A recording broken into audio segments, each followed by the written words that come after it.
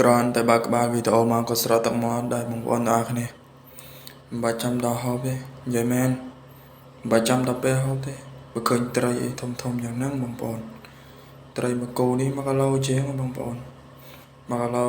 3-4ខាំដែរមួយគោនឹងត្រីហើយថតណាបងប្អូនអើយត្រីនិយាយទៅគឺសុទ្ធតែសាច់ត្មងត្រីយើងអាំងភ្លើង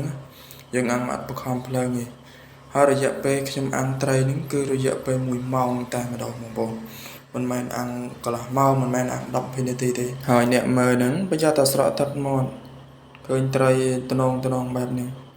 បើខ្ញុំវិញអាំងបដាស្រក់ទឹកមាត់បដាបងប្អូនឃើញត្នងយ៉ាងហ្នឹងត្រីមែនទេបងប្អូននៅស្រុកខ្ញុំត្រីប៉ុណ្ណឹងបងប្អូននៅស្រុកខ្ញុំយើងអាំងបដាស្រក់ទឹកមាត់បដាដោយសារអីដោយសារក្លិនត្រីវាឈ្ងុយពេកហ្នឹងឈ្ងុយ